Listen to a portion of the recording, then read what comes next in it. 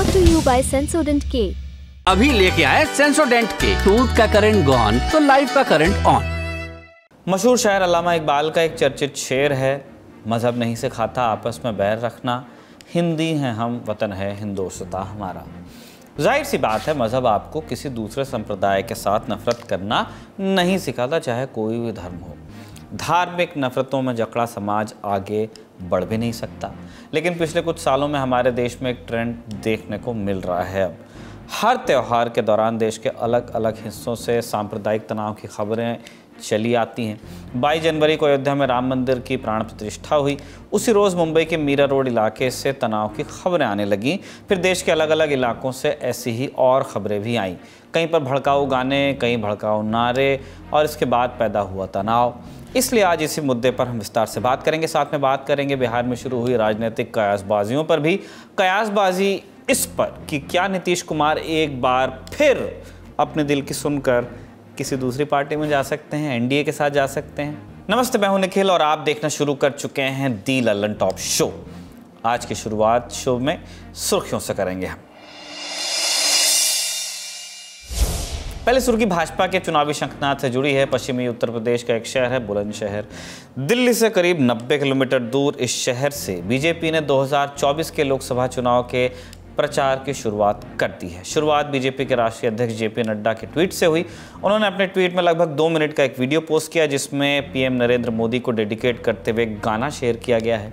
गाने के बोल हैं, सपने नहीं हकीकत दिखाते, तभी तो सब मोदी को चुनते। इसी बीच आज प्रधानमंत्री मोदी ने बुलंदशहर में एक रैली भी की। प्रधानमंत्री ने अपने भाषण में राम मंदिर से लेकर यूपी के पूर्व सीएम कल्याण सिंह का जिक्र किया। देश का एक बहुत बड़ा हिस्सा विकास से वंचित रहा। इसमें भी उत्तर प्रदेश, जहां देश की सबसे अधिक आबादी बसती थी, उस पर उतना ध्यान नहीं दिया गया।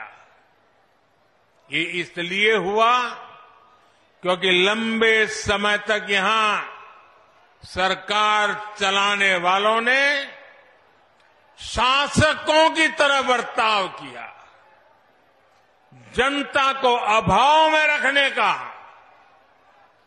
समाज में बंटवारे का रास्ता उनको सत्ता पाने का सबसे सरल माध्यम लगा। इसकी कीमत उत्तर प्रदेश की अनेक पीढ़ियों ने भुगती है, लेकिन साथ साथ देश को भी इसका बहुत बड़ा नुकसान हुआ है। पीएम ने आज अपने भाषण में बुलंदशहर की तस्वीर बदलने की घोषणा भी की। इस दौरान उन्होंने कई प्रोजेक्ट्स का उद्घाटन किया। इनमें सड़क, गैस, शहरी विकास और आवास से संबंधित कई महत्वपूर्ण परियोजनाएं शामिल हैं। प्रधानमंत्री मोदी ने न्यू खुर्जा न्यू रेवाड़ी के बीच 173 किलोमीटर लंबी डबल रेल लाइन का उद्घाटन भी किया। ये डेडिकेटेड फ्रेट कॉरिडोर का हिस्सा है, यानी इस कॉरिडोर से केवल मालगाड़ियां ही गुजरेंगी। बीजेपी ने साल 2014 के लोकसभा चुनाव की शुरुआत बुलंदशहर से ही की थी। उस दौरान हुए आम चुनावों में बीजेपी ने पश्चिमी यूपी की सभी 14 सीटों पर जीत दर्ज की थी। लेकिन साल 2019 के लोकसभा चुनाव में पार्टी को इस क्षेत्र से 7 सीटों का नुकसान उठाना पड़ा था। अब चलते हैं गुलाबी नगरी जयपुर, राजस्थान की राजधानी। फ्रांस के राष्ट्रपति इमैनुअल मैक्रों अपने 2 दिन के राजकीय दौरे पर आज जयपुर आ गए। हिंदुस्तान का दौरा है, जयपुर से शुरुआत हुई है। यहाँ प्रधानमंत्री मोदी ने मैक्रों के साथ रोड शो किया। इसके अलावा दोनों नेता जयपुर के आमेर किला और विश्व प्रसिद्ध जंतर मंतर भी गए। भारत कल यानी 26 जनवरी को अपना 75वां गणतंत्र दिवस मनाने जा रहा है। गणतंत्र दिवस यानी जिस दिन भारत के संविधान को लागू किया गया था। इस बार के मुख्य अतिथि हैं फ्रांस के राष्ट्रपति मैक्रों। वो दिल्ली में कर्तव्य पथ पर गणतंत्र दिवस परेड में शामिल होंगे। इस दौरान फ्रांसीसी सेना की एक टुकड़ी गणतंत्र दिवस परेड में हिस्सा लेने वाली है। मिंट की रिपोर्ट के अनुसार इमैनुअल मैक्रों गणतंत्र दिवस समारोह में मुख्य अतिथि के तौर पर भाग लेने वाले 6ठे फ्रांसीसी नेता और 5वें राष्ट्रपति हैं। ये भारत के गणतंत्र दिवस पर मुख्य अतिथि के रूप में किसी भी अन्य देश की तुलना में सबसे बड़ी संख्या है। मैक्रों के साथ उनका एक प्रतिनिधिमंडल भी हिंदुस्तान आया है। इसमें वहाँ की कई राजनीतिक हस्तियों के अलावा सीईओ और सांस्कृतिक क्षेत्रों के दिग्गज लोग हैं। ऐसे में दोनों देशों के बीच रक्षा और रणनीतिक क्षेत्रों के अलावा पर्यटन को लेकर भी बड़े ऐलान की संभावना जताई जा रही है। अब दिन की बड़ी खबर का रुख करते हैं। मुंबई में एक इलाका है मीरा रोड, इसे सबअर्ब कहा जाता है मुंबई का। इलाका कभी सांप्रदायिक सद्भावना की मिसाल बनकर उभरा था। कैसे, आप सुन लीजिए। यहीं पर नया नगर इलाका है। आज से 4 दशक पहले एक रियल एस्टेट डेवलपर सैयद नज़र हुसैन ने मुस्लिम समुदाय के लिए कॉलोनी बसाने का प्लान किया। साल था 1979। शुरुआत में उन्हें खूब गालियां सुननी पड़ी, लेकिन तत्कालीन शिवसेना प्रमुख बाल ठाकरे और इंडियन यूनियन मुस्लिम लीग के नेता GM बनतवाला इस कॉलोनी की आधारशिला रखने के लिए पहुंचे। साथ में पिक्चर है। साल 1992 में जब देश के कई इलाकों में दंगे हुए, बम्बई में तो खूब हुए, तब भी इस इलाके ने सांप्रदायिक सद्भावना बनाकर रखी। लेकिन अब कॉलोनी बसने के करीब 4 दशक बाद इलाके में तनाव है। लोग एक दूसरे को मजहबी चश्मे से देखने लगे हैं। माहौल ऐसा हो गया कि पुलिस के जवानों को इलाके की सुरक्षा करनी पड़ रही है। 22 जनवरी को राम मंदिर की प्राण प्रतिष्ठा थी। इससे एक दिन पहले यानी कि 21 जनवरी की रात मीरा भाईंदर इलाके में एक धार्मिक रैली निकाली गई। न्यूज़ एजेंसी PTI की रिपोर्ट बताती है कि रैली में शामिल गाड़ियों पर जय श्री राम वाला भगवा झंडा लगा हुआ था। रैली में शामिल लोग राम नाम के नारे लगा रहे थे। जब रैली नया नगर इलाके में पहुंची तो उनमें कुछ लोगों ने नारेबाजी के साथ पटाखे फोड़ने शुरू कर दिए। इसके बाद इलाके के कई लोग अपने घरों से बाहर आ गए। इल्ज़ाम है कि रैली पर कुछ लोगों ने पथराव भी किया, जिसके बाद 2 तरफा झड़प हुई। घटना सामने आने के बाद पुलिस ने एक्शन लिया। कथित हमलावरों के खिलाफ नयानगर पुलिस स्टेशन में केस दर्ज हुआ। 22 जनवरी को पुलिस ने 13 लोगों को गिरफ्तार किया। ये इलाका मीरा भाईंदर नगर निगम के तहत आता है। घटना के 2 दिन बाद भाईंदर नगर निगम ने मीरा रोड पर बने कथित अवैध निर्माण पर बुलडोजर चला दिया। इलाके के मुस्लिम बाहुल्य हैदरी चौक के 15 ढांचों पर बुलडोजर चला। हैदरी चौक उस जगह का करीब है जहां ये विवाद हुआ था। बुलडोजर कार्रवाई का लोगों ने विरोध भी किया। जिनकी दुकानों को गिराया गया, उन्होंने इल्ज़ाम लगाया कि बुलडोजर कार्रवाई से पहले उन्हें कोई नोटिस नहीं दिया गया। हालांकि भाईंदर नगर निगम के कमिश्नर संजय काटकर ने मीडिया को बताया कि ये एक रूटीन एक्सरसाइज थी। इस मामले में 23 जनवरी को 4 और लोगों को गिरफ्तार किया गया। BBC की रिपोर्ट के मुताबिक शिवसेना शिंदे गुट के मीरा भाईंदर इलाके के प्रमुख विक्रम सिंह ने इस रैली का आयोजन किया था। रैली का नाम था राम राज रथ यात्रा। विक्रम सिंह ने दावा किया कि ये रैली शाम 5 बजे ख़त्म हो गई थी। रैली में मुस्लिम समुदाय के लोग भी शामिल हुए थे। उनका कहना है कि घटना तब हुई जब एक परिवार रात में बाहर जा रहा था और उनकी कुछ लोगों के साथ बहस हो गई। पुलिस ने इस मामले में 8 केसेस दर्ज किए हैं। पूरा विवाद कहां से शुरू हुआ और उसके बाद किस तरीके से एक्शन लिया गया, ये समझने के लिए हमने इस मामले को कवर कर रहे पत्रकारों से। पुलिस स्टेटमेंट के मुताबिक जो एक कंप्लेनेंट है विनोद जायसवाल, उन्होंने ये बताया कि वो मीरा रोड से भाईंदर की तरफ जाना चाह रहे थे और उसी वक्त क्योंकि ब्रिज जाम था, उस वक्त वो वहां पर पहुंचे। नया नगर के एक गली में पहुंच गए। नया नगर के वो गली में पहुंचे तो उनके गाड़ी के सामने एक व्यक्ति आया। उस व्यक्ति को तो आइडेंटिफाई नहीं कर पाए। उस व्यक्ति ने कहा कि अब यहाँ पर आ गए हो, यहाँ पर तुम्हें कौन बचाएगा ये देखते हैं। और कुछ ही मिनटों में 50 से 100 लोग उनकी गाड़ी के पास पहुंच गए, पथराव करने लग गए। उनके ऊपर हमला किया गया। जो झंडे लगाए गए थे वो तोड़े गए। और उसके बाद जो अन्य गाड़ियां थी उसी रैली में, कुछ गाड़ियों को गाइड किया गया एक गली में जाने के लिए कि आप यहाँ से निकल जाइए। और उस गली में जब गाड़ी पहुंचती है तो ये देखा जाता है कि वो एक डेड एंड है, वहां पर आगे कोई रास्ता नहीं और पीछे मॉब है जिसमें 50-100 से भी ज्यादा व्यक्ति थे।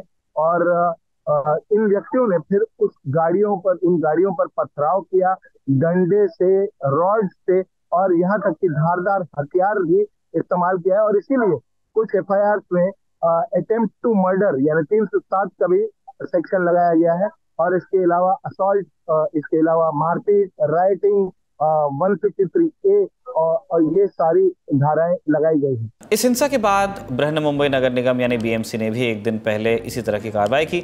इंडियन एक्सप्रेस अखबार की रिपोर्ट बताती है कि मोहम्मद अली रोड इलाके में 40 दुकानों को बुलडोजर से गिरा दिया गया। अधिकारियों ने कहा कि जिन दुकानों को गिराया गया वो अतिक्रमण का हिस्सा थीं।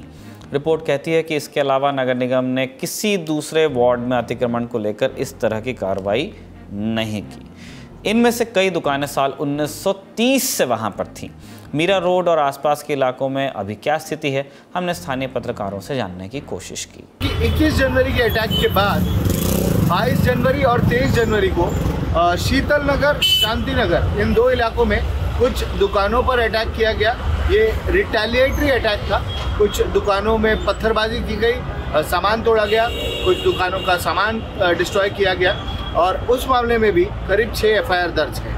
उसमें भी कुछ 5 से 6 लोगों को पुलिस ने अरेस्ट कर लिया है। अभी भी आरएफ, सीआरपी की रैपिड एक्शन फोर्स की 3 battalion, state reserve police force की 6 बटालियन और एडिशनल फोर्स जिसे मुंबई पुलिस से मंगाया गया है, वो अभी भी मीरा रोड में डिप्लॉयड है, खासकर नया नगर इलाके में, जहां पर 21 जनवरी को राइट हुआ था, जहां पर हिंसा हुई। और अभी थोड़ा तनावपूर्ण सिचुएशन है मीरा रोड में, पर पहले से अब सिचुएशन नॉर्मल होते दिखाई दे। मीरा रोड विवाद को लेकर एडिशनल कमिश्नर श्रीकांत पाठक ने मीडिया को क्या जानकारी दी है, आप वो भी सुनिए। कि जो भी इंसिडेंस हुआ है वो इंसिडेंस का हम जांच कर रहे हैं, पूरे सीसीटीवी फुटेज और सब देख के जो भी इंसिडेंस हुआ जिसमें जो भी दोषी होंगे उन पर ही कार्रवाई होगी, जो निर्दोष है उन पर कार्रवाई नहीं होगी, ये मैं पुलिस की तरफ से आपको बताना चाहता हूँ। और दूसरी मेरी अपील है कि आप सब लोग अगर कोऑपरेट करेंगे तो ये शहर में आज तक ऐसा कभी हुआ नहीं है इतने सालों में। मेरी सबसे अपील है कि सबने शांति बनाए के रखें और सब लोग अपना अपना जो उत्सव करना है या जो भी अपना कार्य है वो शांति से करें, सब पब्लिक को बिना डिस्टर्ब किए करें। और अगर कुछ प्रॉब्लम होता है तो हम हैंडल करेंगे, लेकिन मेरा सबसे अपील है कि अननेसेसरली माहौल ख़राब करने की किसी ने कोशिश नहीं करना चाहिए।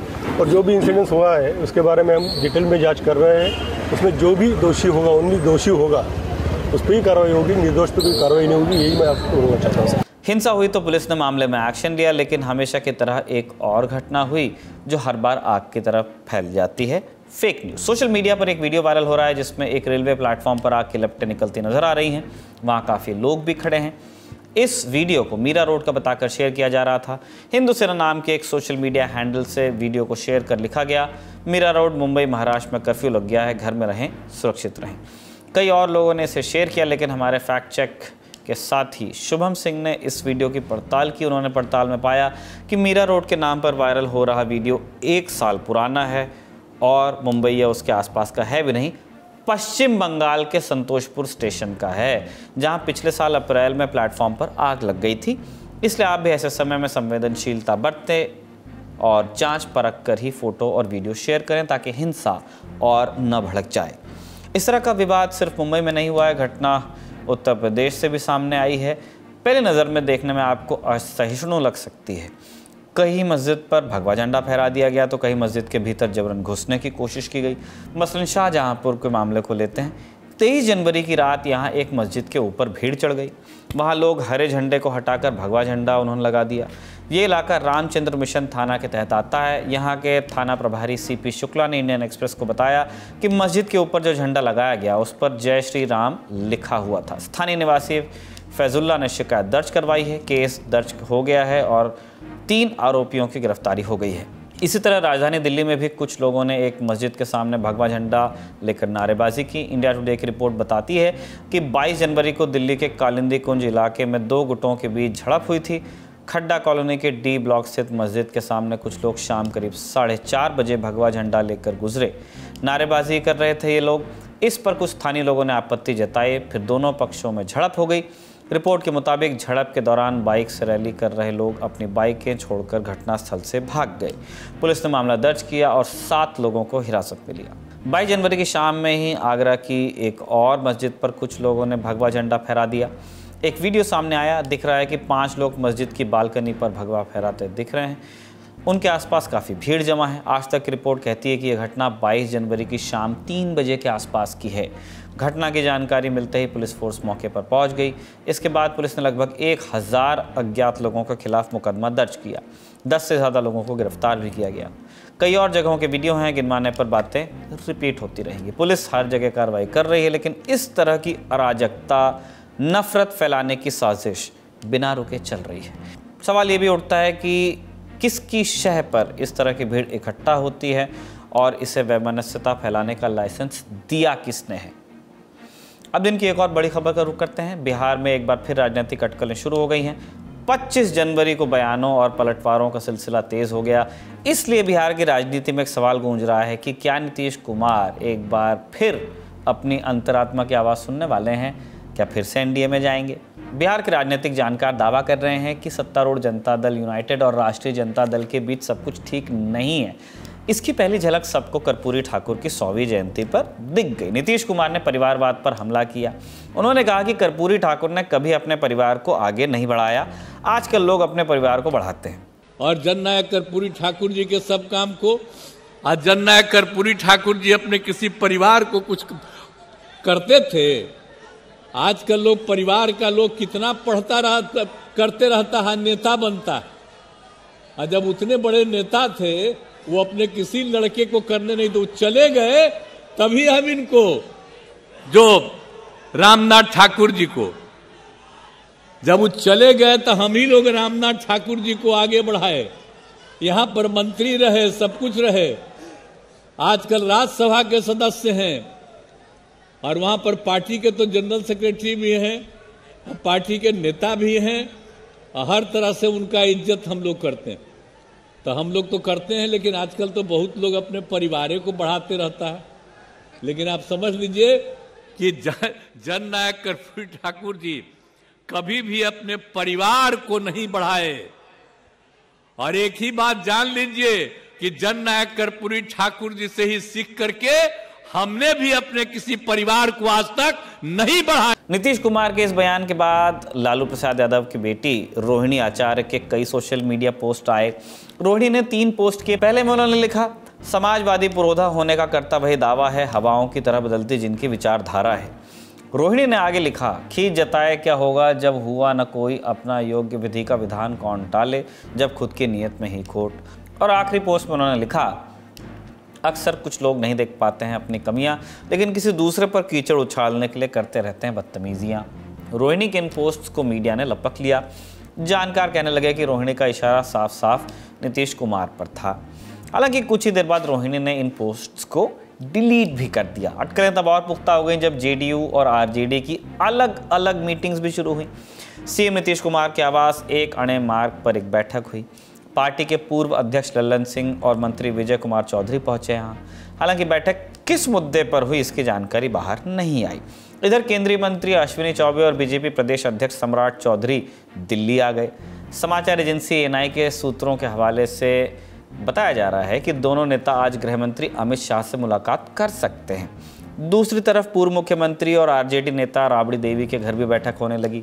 इंडिया टुडे की रिपोर्ट के मुताबिक इस बैठक में लालू प्रसाद यादव, तेजस्वी यादव, तेज प्रताप और कुछ दूसरे विधायक भी पहुंचे थे। अलग अलग दावों के बीच आरजेडी दावा कर रही है कि सरकार मजबूती के साथ काम करती रहेगी। वहीं जेडीयू ने भी कहा है कि अभी तक तो सब ठीक है। सुनिए। कई ऐसे यात्रा होते हैं जिसमें कई दल के नेता हवाई जहाज में एक साथ मिल जाते हैं, लेकिन बिहार में कुछ जो व्याकुलता की रोटियां खा रखे हैं वो हर उन चीजों को अलग से व्याख्या करने की कोशिश करते हैं। अरे बैठक करना तो पार्टियों का काम है। यहाँ सब कुछ ठीक है बिहार में। अरे इसीलिए हम झंडा फहराने जा रहे हैं। कब तक सब ठीक रहेगा? खबरें ये भी आई हैं कि इन अटकलों के बीच लालू प्रसाद यादव ने नीतीश कुमार से फ़ोन पर बात की है। दोनों दलों का दोबारा 2022 में गठबंधन हुआ था, जब नीतीश एनडीए का साथ छोड़कर महागठबंधन में आ गए थे। लेकिन 1.5 साल बाद ही खटपट की खबरें आने लगी। पिछले कुछ दिनों से राजनीतिक घटनाक्रम इसी ओर इशारा कर रहा है। 23 जनवरी को नीतीश राज्यपाल राजेंद्र विश्वनाथ आर्लेकर से मिलने पहुंचे थे। मुख्यमंत्री ने बैठक पर कुछ कहा नहीं, लेकिन हिंदुस्तानी आवाम मोर्चा सेक्युलर के प्रमुख और पूर्व मुख्यमंत्री जीतन राम मांझी ने लिख दिया, खेला हो बे।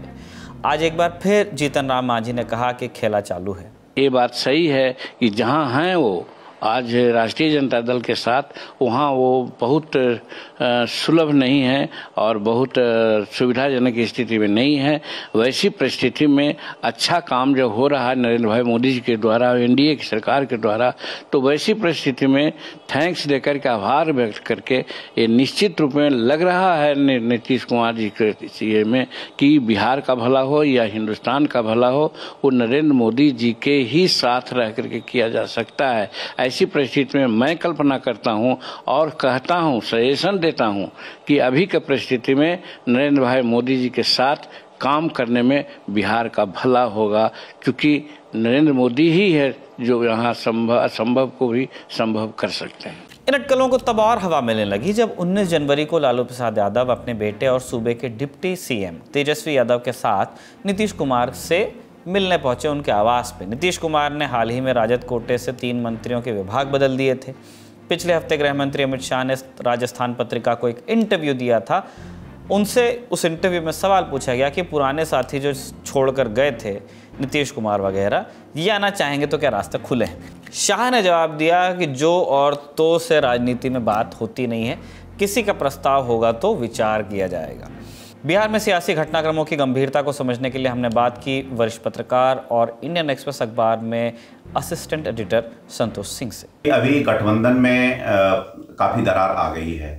अब ये शुरुआत कैसे हुई? शुरुआत हम ये कह सकते हैं कि जब से कांग्रेस ने जो ट्रीटमेंट नीतीश कुमार को जैसा जेडीयू कह रही है कि उनको अलायंस में उनको संयोजक का पद बहुत बाद में ऑफर किया गया, और सीट शेयरिंग के लेकर के बिहार में बहुत ज़्यादा इशू तो नहीं है, लेकिन अलायंस में जिस तरह से ममता बनर्जी, अरविंद केजरीवाल, एवं अखिलेश यादव जिस तरह से छिटक रहे हैं, तो एक तरह से कहीं न कहीं कांग्रेस में डिस्ट्रस्ट हो गया। ये जाने वाले थे पूर्णिया की रैली में राहुल गांधी के, वो भी ना कर दिया।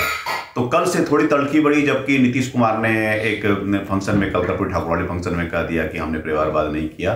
तो हालांकि लालू जी का नाम नहीं लिया था उन्होंने, कर्पूरी ठाकुर ने कभी परिवारवाद नहीं किया था, संदर्भ ये था, लेकिन थोड़ा आरजेडी के कुछ नेताओं को बुरा लगा, प्रतिक्रिया की। और फिर जिस तरह से लालू जी की पुत्री रोहिणी आचार्य ने जिस तरह से ट्वीट किया कि किस तरह से हवाओं की तरह ये अपनी विचारधारा बदलते हैं, बाद में हालांकि ट्वीट को डिलीट कर दिया, थोड़ी तलखी बनी। और आज के डेट में तीनों पार्टियों की अलग अलग मीटिंग हो रही है। बीजेपी की मीटिंग दिल्ली में हो रही है, आरजेडी जेडीयू की अलग अलग मीटिंग हो रही है। तो मुझे लगता है कि लास्ट 48 आवर्स क्रूशियल होंगे बिहार की पॉलिटिक्स के लिए, और नीतीश कुमार फिर से पाला बदल लें तो ये आश्चर्य नहीं होना चाहिए। कयास सही साबित होंगे या महज अफवाह बनकर रह जाएंगे, इसकी तस्वीर कुछ दिनों में साफ हो जाएगी। लेकिन इन कयासों को जन्म कैसे मिला, ये समझने के लिए पिछले 1 महीने के बिहार के सियासी घटनाक्रम पर नज़र डालना ज़रूरी है। 29 दिसंबर को जेडीयू के राष्ट्रीय अध्यक्ष ललन सिंह ने इस्तीफा दे दिया। पार्टी और ललन की तरफ से कहा गया कि वो लोकसभा चुनाव की तैयारी में जुटना चाहते हैं, इसलिए अध्यक्ष पद से इस्तीफा दे रहे हैं। लेकिन अंदर खाने खबरें आईं कि ललन सिंह के इस्तीफे की सबसे बड़ी वजह थी उनकी लालू और तेजस्वी से नज़दीकी। 17 जनवरी को दिल्ली में चिराग पासवान के घर पर एक बैठक होती है। इसमें उपेंद्र कुशवाहा और जीतन राम मांझी के साथ चिराग ने लोकसभा चुनाव में अपने अपने भविष्य को लेकर चर्चा की। सूत्रों के मुताबिक बैठक की वजह ये थी कि अगर जेडीयू बीजेपी के साथ आ जाती है तो किसके खाते में कितनी सीटें जाएंगी। लंबे समय से इस बात की चर्चा चल रही थी कि क्या नीतीश कुमार इंडिया गठबंधन के संयोजक बन सकते हैं। चर्चा ये भी थी कि नीतीश खुद संयोजक बनना चाहते हैं, लेकिन दिल्ली में इंडिया गठबंधन की बैठक में ममता बनर्जी और अरविंद केजरीवाल ने मल्लिकार्जुन खड़गे को प्रधानमंत्री या संयोजक बनाने का प्रस्ताव पेश कर दिया। हालांकि इस प्रस्ताव को खड़गे ने खुद ही पोलाइटली खारिज भी किया था। 13 जनवरी को इंडिया ब्लॉक की वर्चुअल बैठक होती है। बैठक में प्रस्ताव आता है कि मल्लिकार्जुन खड़गे को गठबंधन का चेयरमैन बनाया जाएगा। प्रस्ताव पास भी हो जाता है। फिर बारी आती है संयोजक की। नीतीश कुमार को संयोजक बनाने का प्रस्ताव आता है, लेकिन नीतीश मना कर देते हैं। अब एक खबर ये भी है कि अगर गठबंधन टूटता है तो आरजेडी भी अपने दम पर सरकार बनाना चाहेगी। ऑब्वियसली इसके लिए चाहिए 122 का जादुई आंकड़ा। जादू वादू कोई नहीं है, मैथ है। विधानसभा में अगर आपको बहुमत साबित करना है तो 122 आपके पास विधायक होने चाहिए। बिहार विधानसभा में कुल 243 सीटें हैं। आरजेडी के पास कुल 79 विधायक हैं अपने। इसके अलावा उसे इंडिया ब्लॉक से कांग्रेस और लेफ्ट पार्टियों का साथ मिल सकता है। कांग्रेस के पास 19 विधायक हैं और लेफ्ट के हिस्से में 16 विधायक हैं, यानी कुल मिलाकर 114 बैठ रहे हैं। बहुमत के आंकड़े से 8 विधायक अभी कम हैं। कहा जा रहा है कि नीतीश की बैठक के बाद लालू प्रसाद यादव का कैंप इन 8 विधायकों को जुगाड़ने में लग गया है। उसकी नज़र जीतन राम मांझी की पार्टी हम के 4 विधायक, AIMIM के 1 विधायक और सुमित सिंह के रूप में एक निर्दलीय विधायक पर है। इसके अलावा भी पार्टी 2 और विधायकों की ज़रूरत अभी महसूस कर रही है। जब हमने आपको बिहार की राजनीति का मौजूदा गणित समझाया, अब सब कुछ नीतीश कुमार के फैसले पर निर्भर है। साल 2017 में भी नीतीश कुमार ने आरजेडी का साथ छोड़ा था। अंतरात्मा की आवाज़ सुनकर एनडीए के साथ चले गए थे। अब नीतीश के मन में क्या है वो जब सामने आएगा तो हम आपको एक बार फिर से विस्तार से समझाएंगे। आज के दी ललन टॉप शो में इतना ही। शुक्रिया, शुभ रात्रि।